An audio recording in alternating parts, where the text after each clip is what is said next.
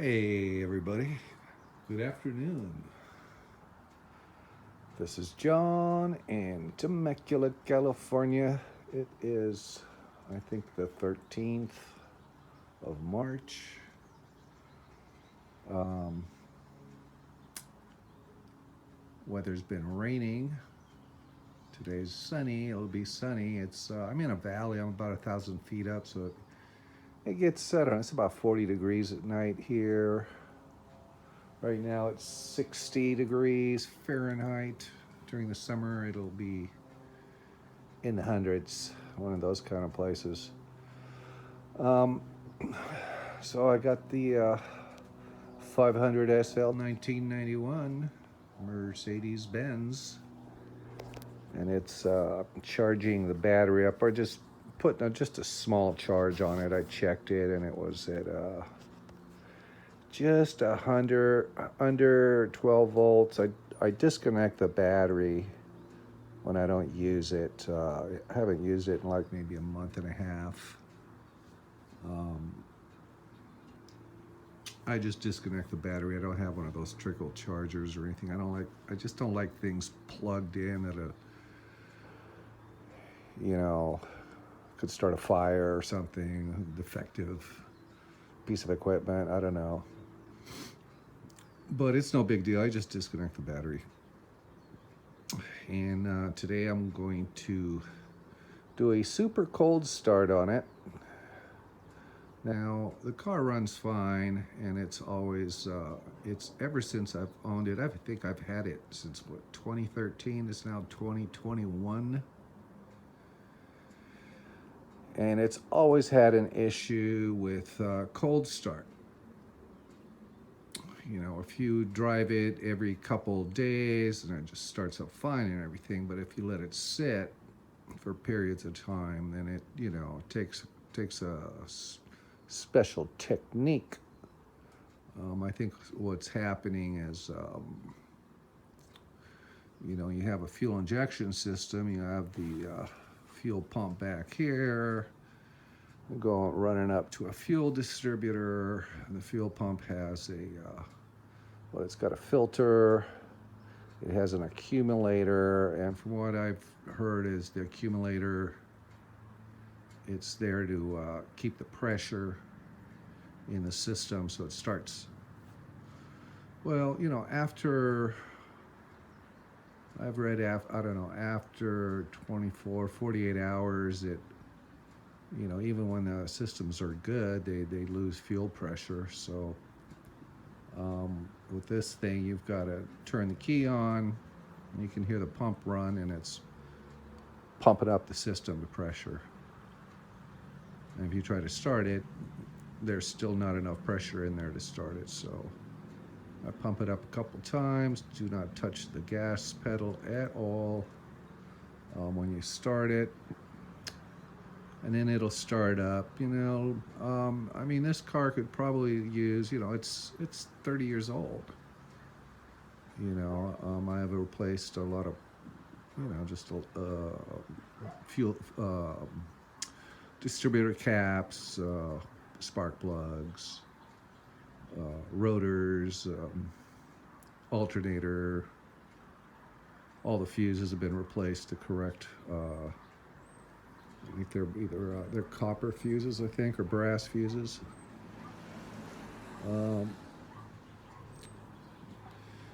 Original fuel injectors.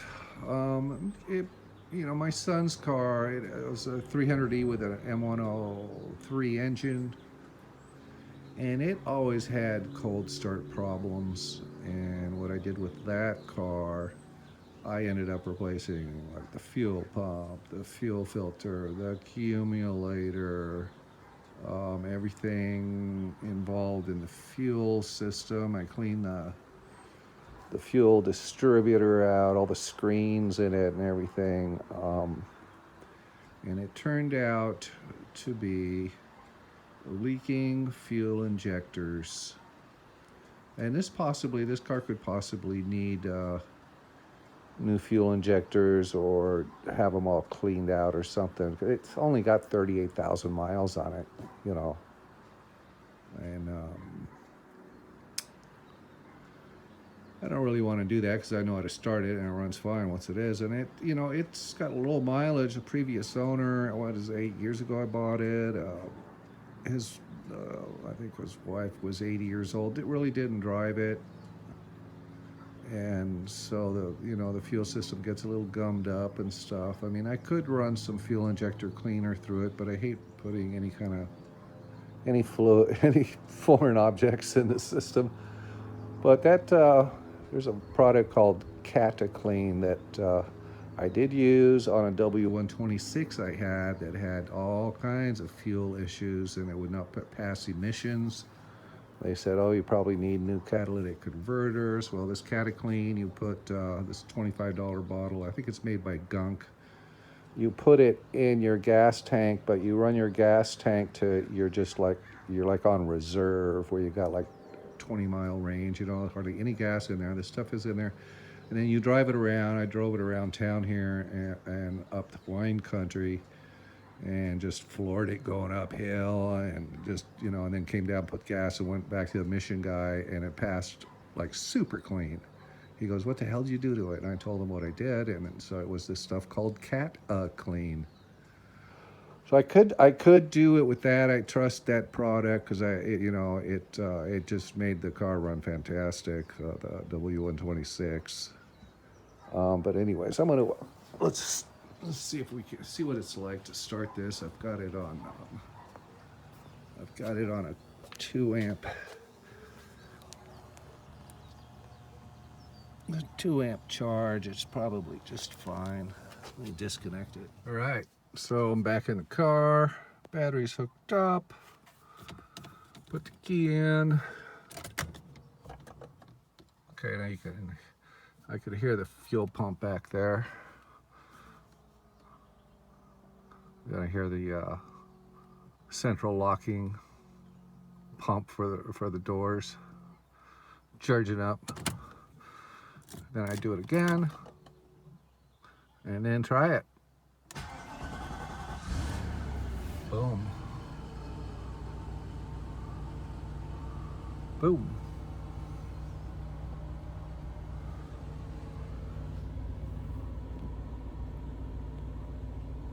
Wow, and there's gas in it. Cool. It's a little lumpy.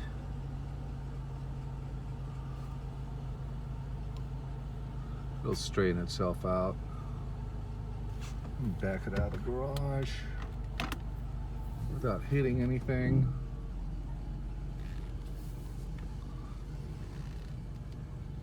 It's a tight squeeze. Always have to watch that mirror and that side of the garage. You can just rip that mirror off if you're not familiar. Tires are making kind of a noise. Let's let it warm up. Everything works in this car. Pretty soon it'll be time to put it in a convertible mode. Take a look at this engine. You can hear the air pump. It's part of the emission system. Once it warms up, the air pump stops.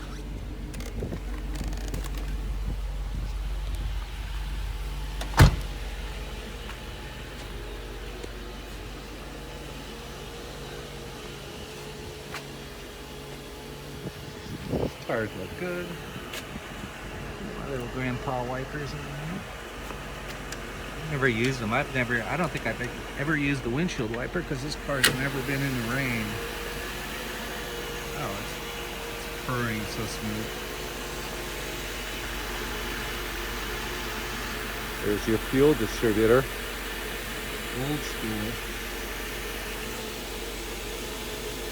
See, I've replaced the belts. I think these are still original hoses and clamps, so they're in good condition now.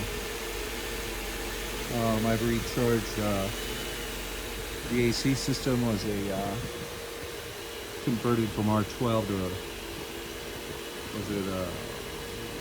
R134A.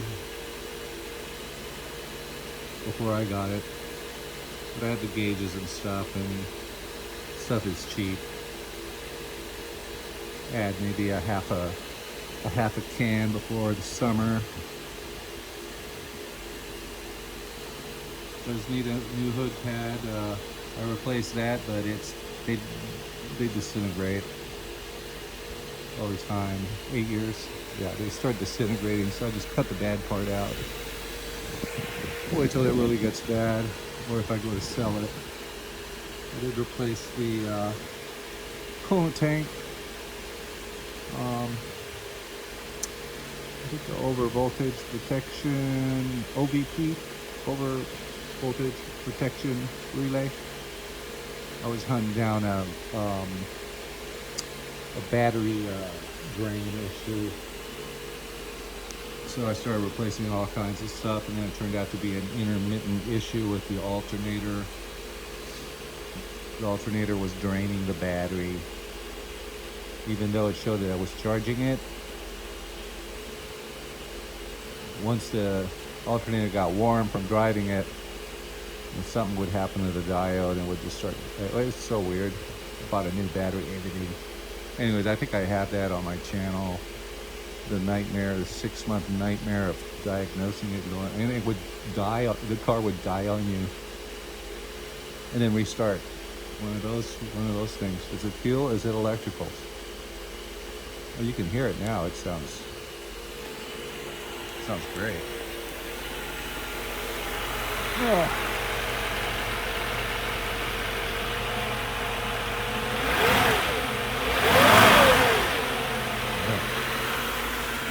322 horsepower.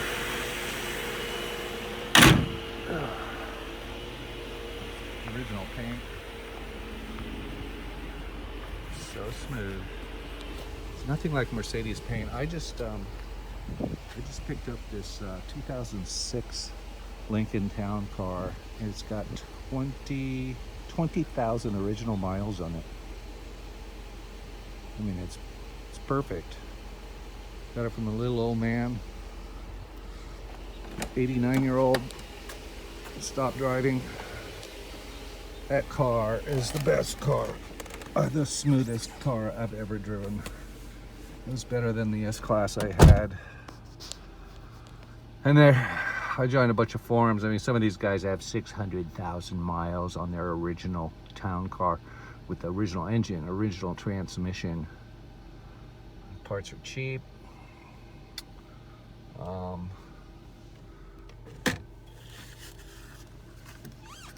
Yeah, my wife wanted it. She won't ride in this. She doesn't, I don't know. She likes it, but when it's in that convertible mode, it's messing my hair up. You know, some women just are not into it. And she's the one that wanted to get it. Okay. Let's put a seatbelt on. I'm just gonna go around the block.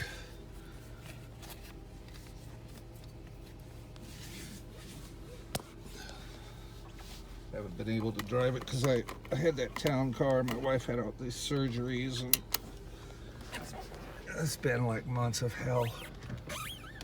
She's now recovering from a couple surgeries we had at the beginning of March, and dealing with COVID and all that stuff. We didn't get it, but the testing for it, that was insane. Okay, yeah. See, I got my finger over the camera. Let me, yeah, I guess I can hold it like this. So there's nobody behind me.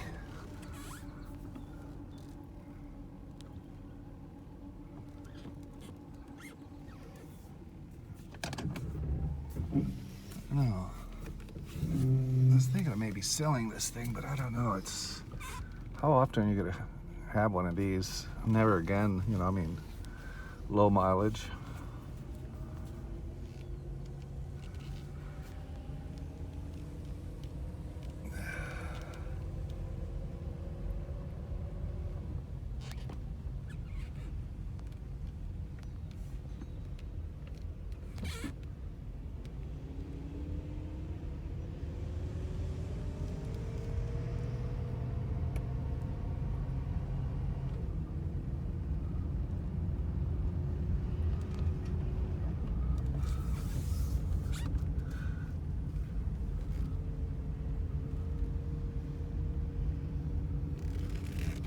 just gonna take it easy. I don't have, I took it off the insurance just because I wasn't driving it all winter. But I want to keep the fluids. I'm gonna put it back on real soon here. The weather's starting to get nice.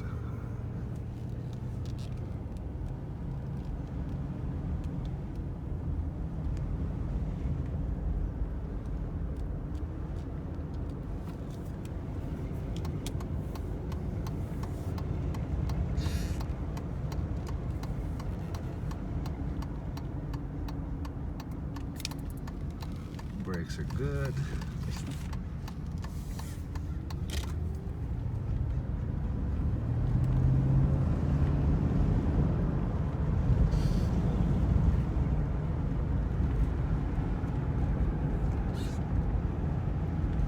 It's been a good car. Values on it. This thing has doubled in value since I bought it. I mean, what? 38. I think I got it with 32,000, so haven't put that many miles on it. It passes emissions every time.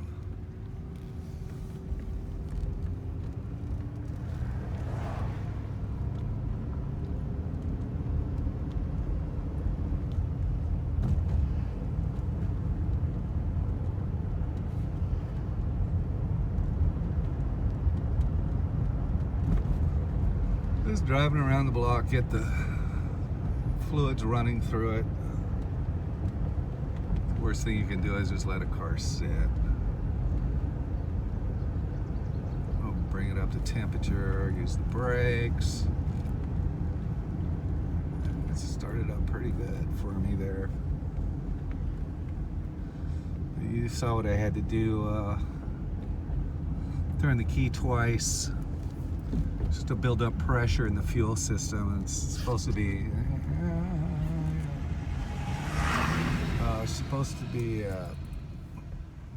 around 60. I think it's about 60 psi.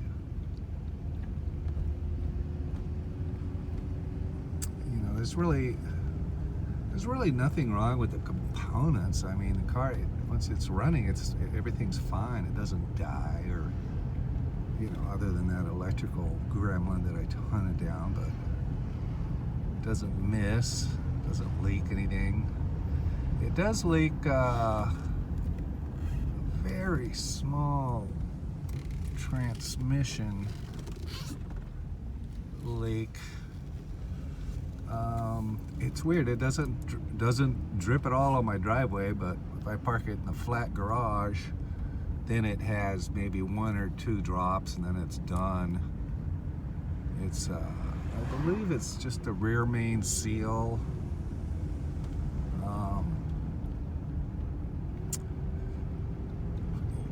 When they sit a long time, like the previous owner, it sat a long time. And when I pulled it out of his garage, there was a pan there and it had some transmission fluid on it. I go, what is that? He goes, what? 80-year-old Japanese couple. I go, what is that? Transmission fluid? He goes, yeah, it has a small leak. I go, how long has that been there? Oh, 20 years, 25 years. I've never cleaned it up. It just, I'm like, oh, okay. That kind of freaked me out though. But yeah, it doesn't even use any fluid. I mean, it's like, it's just the rear main seal gets dry or something, and there's additives you can add to that. That gets clear.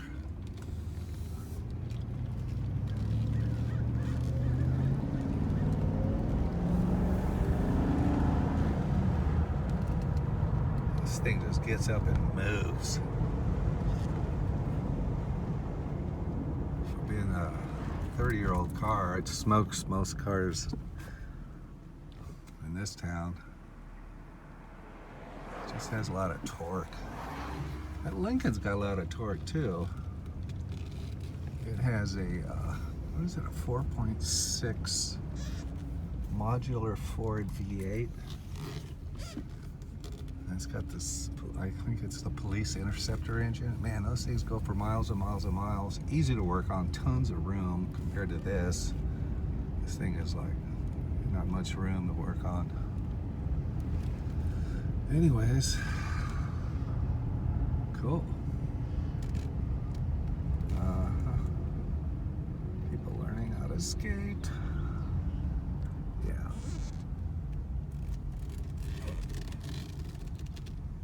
So I'm back. Look at that Lincoln. All leather. And what's great is the previous owner, before I bought it, I have all the documentation, receipts. He brought it to a dealer, and it had rear air suspension. It had airbags, right, instead of coil springs, and they leak. And it's a common issue with those things. The forums I'm on. Suspension warning, what do I do? I mean, it is post after post, and so there's a kit that you can get and replace the airbags with coil springs, and he had that done at the Ford dealership. He had everything done. I mean, he had new Michelin tires put on a year ago, new battery, all the fluids, fuel injection, decarbonized. I mean, anything that, you know, for service for 20,000 miles, I mean, he had brake fluid, power steering fluid, coolant, all kinds of stuff, you know. So I basically don't have to do anything to that car but drive it, and I waxed it because he really didn't wax it too much. Anyways, this is Joan, and I've got I gotta go. I got my stereo. Let's see if well, since I disconnect the battery, you gotta reprogram this thing. But it has a bass control right here, amplifier in the trunk, and then somewhere back there, I don't know if you can see it, but there's a big, you know, woofer. Anyways, this is John. It runs, it's good. Next month, what is it, April? Yeah, maybe about towards the end of April, I'll take the top off and just leave it off for the summer. It's kind of nice though. It reminds me when the top's off. It reminds me of being on my motorcycle that I don't have anymore. Open air. Get one of these. Later.